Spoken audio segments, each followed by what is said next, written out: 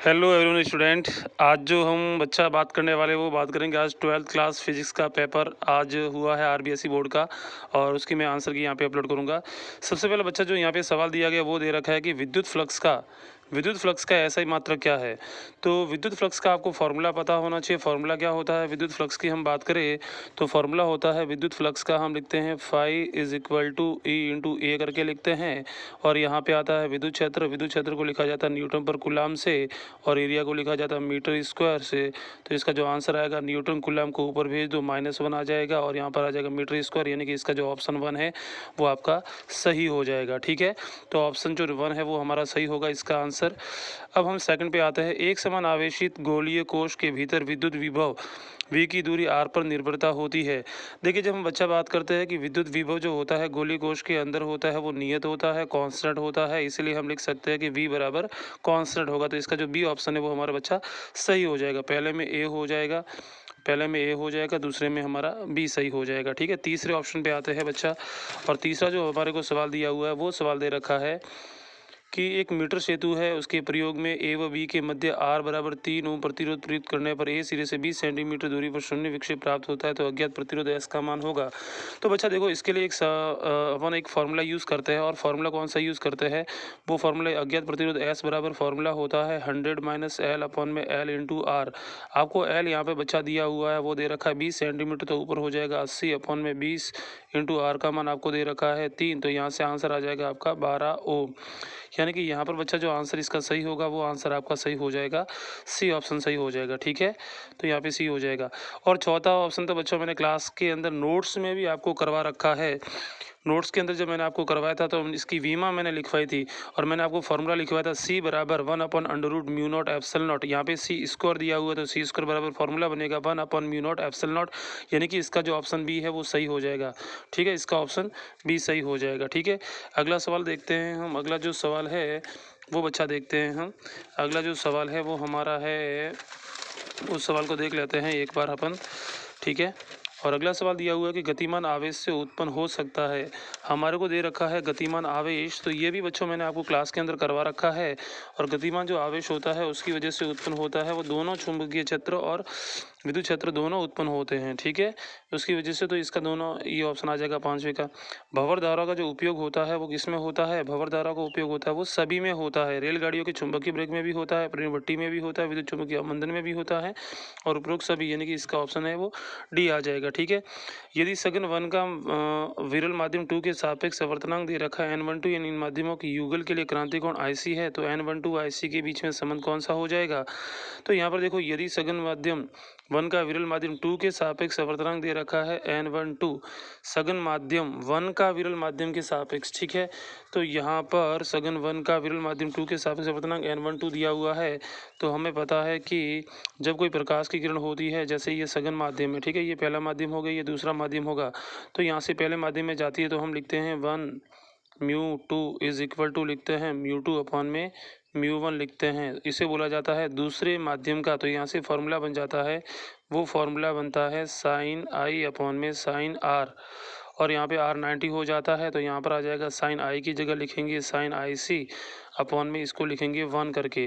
तो ये दूसरे माध्यम का पहले के सापेक्ष है, तो पहले के सापेक्ष दूसरे का कितना हो जाएगा, तो इसको लिखेंगे अपन n12 करके लिखेंगे, और इसका उल्टा हो जाएगा, तो यानी कि n12 इज इक्वल टू आ जाएगा 1 अपॉन साइन IC आ जाएगा। इसका ऑप्शन जो हमारा है बच्चा वो डी सही हो जाएगा। ठीक है, अगला सवाल हम करते हैं बच्चा। वो अगला सवाल हमारे को दिया हुआ है, वो सवाल दे रखा है हमारे को, ये बच्चा मैंने प्री बोर्ड के अंदर भी दिया है आपको, पता नहीं कितनी बार करवा रखा है। ठीक है, देखो, प्रकाश विद्युत प्रभाव के प्रायोगिक अध्ययन में आपतित विकिरण की विभिन्न तीव्रताओं के लिए संग्राही पट्टी का विभव तथा प्रकाश विद्युत धारा के बीच में सही आलेख कौन सा है।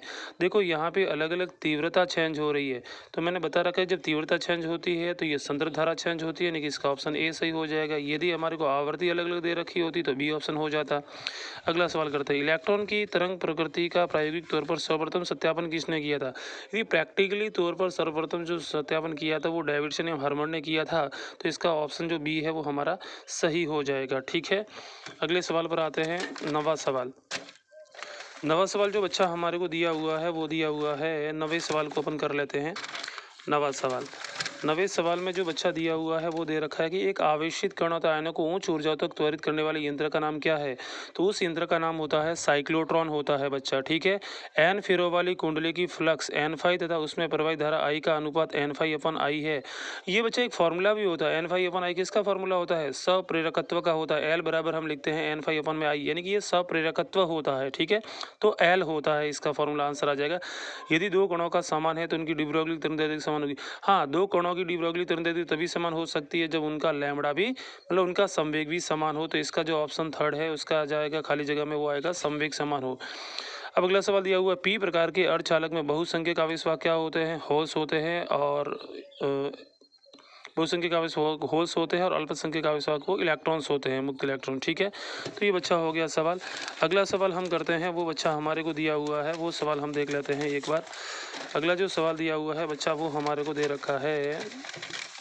हाँ, अगला हमारे को सवाल जो दिया गया है वो दे रखा है कि मिलिकन के प्रयोग में एक आवेशित, ठीक है, मिलिकन के प्रयोग में एक आवेशित, अगला हमारे को सवाल दे रखा है वो दे रखा है मिलिकन तेल बूंद प्रयोग विधि में एक आवेशित कण बूंद पर -6.4 × 10⁻⁻19 कूलम आवेश पाया गया, तो उस आवेशित बूंद में इलेक्ट्रॉन की संख्या कितनी हो जाएगी?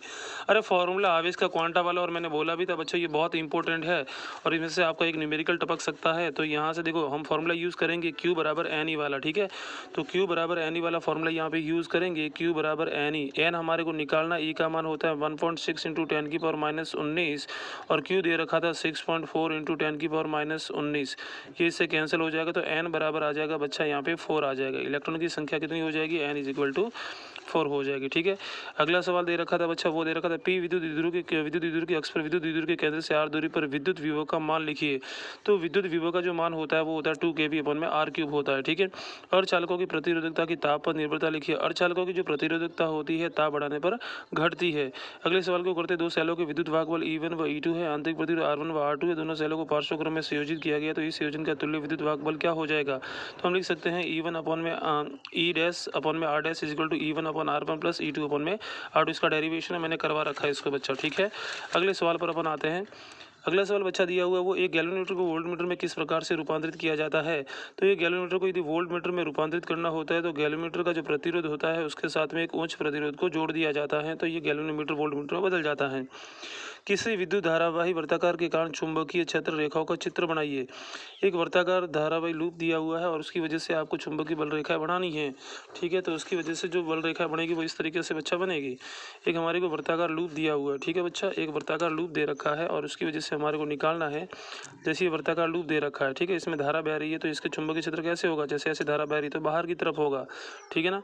तो बल रेखा इस तरीके से बना सकते हैं, इस तरीके से बना सकते हैं, और यहाँ से अंदर प्रवेश करेगी, ठीक है ना, यहाँ से निकल के वापस अंदर की तरफ प्रवेश करेगी, ठीक है। इस तरीके से बनाया जा सकता है इसको।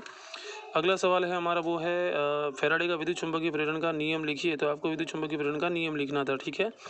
किसी त्रिभुजाकार प्रिज्म के लिए आपतन कोण I तथा विचलन कोण डेल्टा के बीच में ग्राफ बनाइए। तो ग्राफ तो बड़ा सिंपल है, आपको त्रिभुजाकार प्रिज्म आपको दे रखा है, कंफ्यूज करने के लिए आपका जो ग्राफ बनेगा वो इस टाइप का बनेगा, ठीक है। अगले सवाल पर आते हैं। यदि समांतर प्लेट संधारित्र की प्रत्येक चालक प्लेट का क्षेत्रफल A तथा उनके बीच में पतंगा दूरी D है, तो इनकी धारिता का सूत्र व्युत्पन्न कीजिए। हमारे को यहाँ पे सूत्र डेराइव करना है, ठीक है। यहाँ पर हमारे को कि यदि C1 C2 C3 C4 C5 5 संधारित्र क्षेत्र में दर्शाने विद्युत संयोजित है तो बिंदु A व B के मध्य तुल्य धारिता ज्ञात कीजिए। देखो चौथा जो सवाल है इसका तो आ जाएगा, आंसर आ जाएगा A∈0/D आ जाएगा, ठीक है। पांचवा जो सवाल है इसके अंदर देखो आप इसको बच्चा कैसे सॉल्व करोगे। ये दोनों कौन से क्रम में है? श्रेणी क्रम में है बच्चा। कौन से क्रम में है? श्रेणी क्रम में। श्रेणी क्रम में 40 और 40 का कितना हो जाएगा? 20 हो जाएगा, ठीक है। इसी प्रकार से ये दोनों कौन से क्रम में? 20 और ये 20 कौन से क्रम में है? ये दोनों हैं समांतर क्रम में। तो समांतर क्रम में क्या हो जाएगा? 20 और 20 का 40 हो जाएगा। फिर ये 40 और ये 40 कौन से क्रम में आ गए बच्चा? ये 40 और ये 40 आ गए हमारा श्रेणी क्रम में। श्रेणी क्रम में इनका कितना हो जाएगा? वापस से 20 हो जाएगा। अब ये 20 और ये 20 कौन से क्रम में आ जाएंगे? समांतर क्रम में। तो इनका आंसर आ जाएगा 40 माइक्रोफैरड। इसका जो बच्चा उत्तर आएगा वो आएगा 40 माइक्रोफैरड, ठीक है। अगला सवाल करते हैं, छठा सवाल पे आते हैं हम। छठा सवाल पेपर देखा जाए तो वैसे मॉडरेट कह सकते हैं अपन, सिंपल भी नहीं कह सकते और इतना टफ भी नहीं कह सकते, ठीक है। अगला सवाल दे रखा है, इलेक्ट्रॉनिक परिवर्तन में कार्बन प्रतिरोधक व्यापक रूप से उपयोग में लिए जाते हैं, क्यों? और कोई दो कारण लिखी है। देखो, एक कार्बन प्रतिरोध होते हैं वो व्यावहारिक रूप से अपन इस तरीके से भी काम में ले सकते हैं, क्योंकि इनकी जो प्रतिरोधकता होती है वो कम होती है, मतलब ठीक है ना, मतलब प्रतिरोधकता तो ज़्यादा होती है, इनका प्रतिरोधकता गुणांक कम होता है, मतलब इनका प्रतिरोध चेंज नहीं होगा, इसलिए इनको काम में लिया जाता है। ठीक है, यदि प्रत्येक 12 ओम के 12 प्रतिरोधक। 7वां सवाल ये भी मैंने आपको नोट्स के अंदर करवा रखा है। 8वां सवाल, यदि एक अवतल दर्पण की फोकस दूरी एफ है, वक्रता त्रिज्या आर है, तो सिद्ध कीजिए कि वक्रता त्रिज्या की फोकस दूरी की दुगुनी होती है। तो ये आपको इसका डेरिवेशन करना था। 90वें सवाल पर बच्चा आते हैं और 9वां सवाल हमारे को दिया गया था, उस सवाल को हम कर लेते हैं। ठीक है, तो 9वां सवाल देखो बच्चा कैसे करेंगे, 9वें सवाल को हम उसको देख लेते हैं।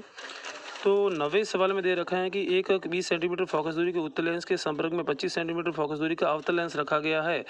देख, ठीक है, तो ये उत्तल लेंस है, इसकी फोकस दूरी कितनी दे रखी है, 20 सेंटीमीटर। एक और हमारे को दे रखा है अवतल लेंस दे रखा है, इसकी फोकस दूरी दे रखी है 25 सेंटीमीटर।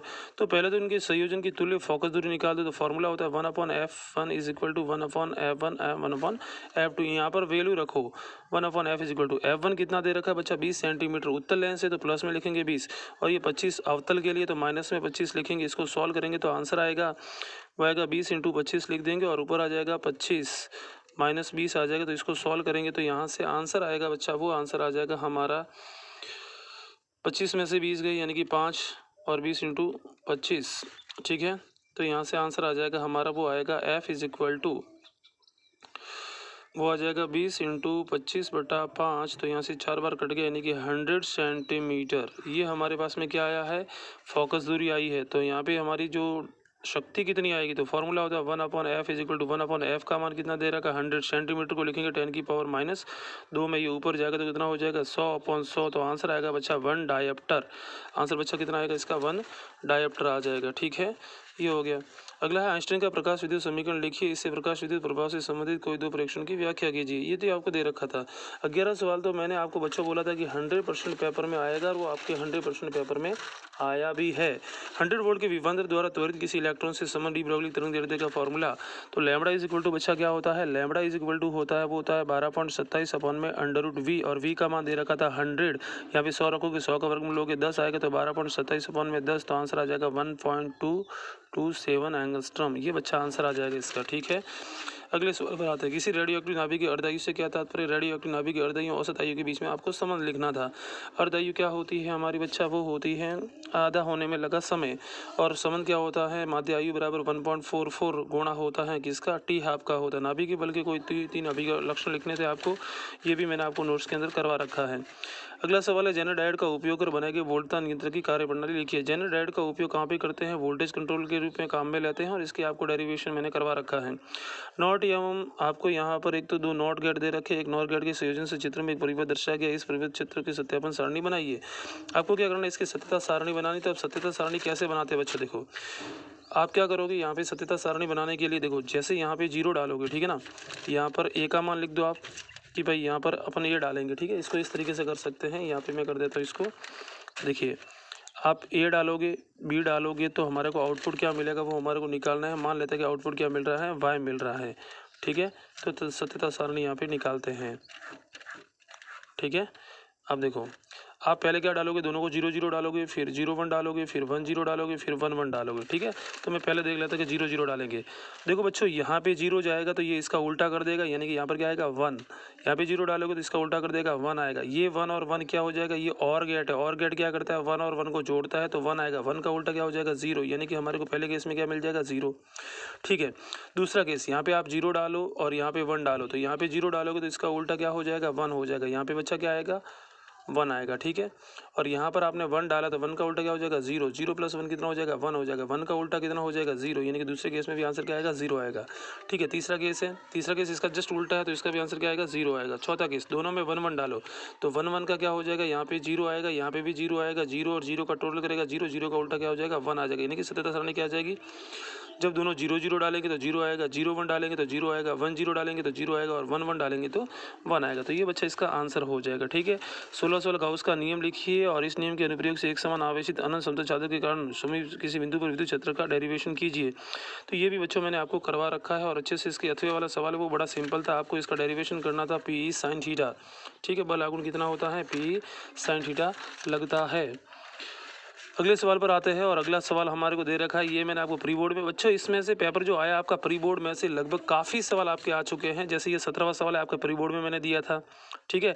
प्रत्यावर्ती धारा जनित्र एन फॉर इसमें कितना आता है BLV sin थीटा वाला आपको डेरिवेशन करना था, ठीक है। प्रत्यावर्ती धारा जनित्र में आपको एन फेरो तथा ए उनके क्षेत्र आता है कुंडली को एक समान चुंबकीय क्षेत्र में रखा गया है, तो कितना होता है BE is equal to NBA omega sine omega t, उसका डेरिवेशन करना था। द्रव्यमान क्षति या नाभिकीय बंधन ऊर्जा से क्या तात्पर्य है, उसका आपको डेरिवेशन करना था। अगला दे रखा है, ये भी मैंने आपको प्री बोर्ड में दिया था कि भाई मंदक क्या काम में आते हैं और शीतलक क्या काम में आते हैं, और आपको इसका डायग्राम बनाना था। अगले सवाल पर आते हैं बच्चों, वो है संयुक्त सूक्ष्मदर्शी, आपको मैंने प्री बोर्ड में दिया। इसकी अथवा वाला दूरदर्शी से क्या तात्पर्य है। देखो 20वां सवाल जो दोनों है ना, दोनों मैंने प्री बोर्ड में दिए थे, ठीक है। और यहाँ पर दहली या कट ऑन वोल्टेज क्या होता है और भंजन वोल्टता क्या होती है, ये दोनों चीज़ें आपको मैंने यहाँ पे करवाई थी। तो पेपर यदि देखा जाए तो बहुत ही सिंपल, बड़े बड़े सवाल जो आपके आए थे बहुत ही सिंपल आए थे। तो बच्चों आई होप, मैंने उम्मीद करता हूँ कि आप सभी लोगों का पेपर बढ़िया हुआ होगा। बच्चा वीडियो देखने के लिए धन्यवाद।